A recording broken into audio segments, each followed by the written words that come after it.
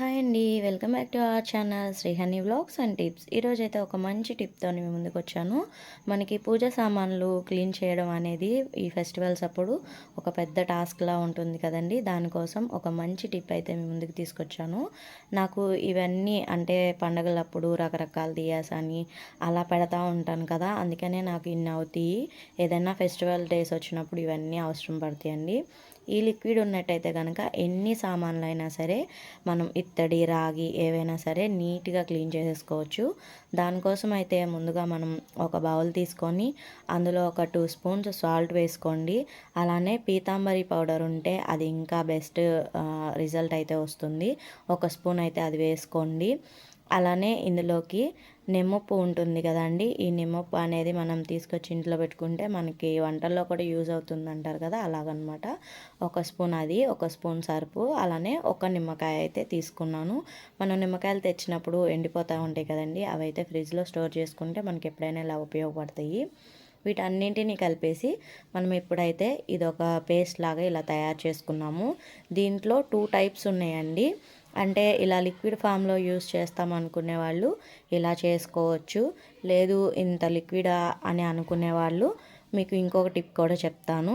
దీంతోనే యూస్ఫుల్గా అయితే ఉంటుంది.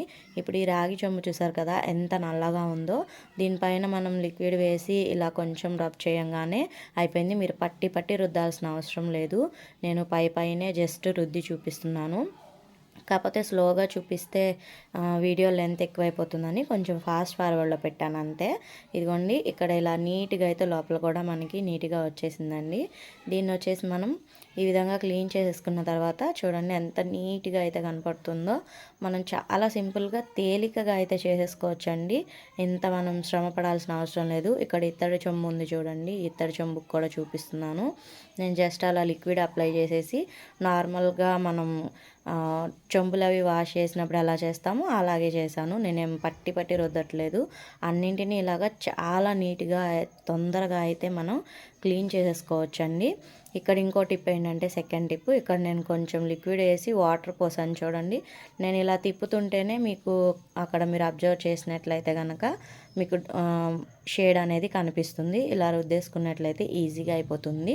ఇంకా నేను ఈ లిక్విడ్లోని ఇప్పుడు వాటర్ అనేవి పోసేసుకున్నాను. అంటే చాలా ఉన్నాయి కదా, నాకు కొంచెం అయితే నార్మల్గా రుద్దేసుకోవచ్చు. ఇప్పుడు ఇక్కడ నేను ఈ లిక్విడ్లో వాటర్ పోసేసుకున్నాను కదండి. ఇందులో వచ్చేసి నా దగ్గర ఉన్న ఈ సామాన్లన్నీ ఒక్కొక్కటిగా కొన్ని కొన్ని వేసుకొని అలా ఉంచేసి నేను చేసుకుంటాను అనమాట. జస్ట్ 1 మినిట్ అలా ఉంచుకుంటే సరిపోతుందండి. మీరు నార్మల్గా కూడా దాన్ని రుద్దేసుకోవచ్చు. నేను జస్ట్ 1 మినిట్ అలా ఉంచేసి ఇలా అయితే నీట్గా క్లీన్ చేసేసుకుంటున్నాను. వీడియోలో ఎంత అయిపోతుందని కొంచెం ఫాస్ట్ ఫార్వర్డ్లో పెట్టాను అంతే. మీరు ఈ టిప్ అయితే చాలా బాగా యూజ్ అవుతుంది. ఖచ్చితంగా ఒకసారి ట్రై చేసి మీకు ఎలా అనిపించింది అనేది నాకు ఒక కామెంట్ రూపంలో అయితే తెలియచేయండి. ఈ వీడియో అయితే మీకు ఉపయోగపడిందనే చేశానండి. నేను ఇక్కడ కాయిన్స్ కూడా నేను ఇక్కడే యూజ్ చేసుకొని క్లీన్ చేసేసుకుంటాను అనమాట. దేవుడి మందిరంలో ఉన్న కాయిన్స్ ఇత్తడివి ఉంటాయి కదా, వీటిలోనే. అలానే రాగి చెంబు, ఇత్తడి చెంబులు కూడా, వెండి చెంబులు ఏవైనా సరే నేను ఇక్కడే క్లీన్ చేసేస్తాను మ్యాక్సిమం అయితే. ఇక్కడ చూసారు కదా ఈ విధంగా అయితే నీట్గా అయిపోయినాయి నాకు అన్ని వస్తువులు.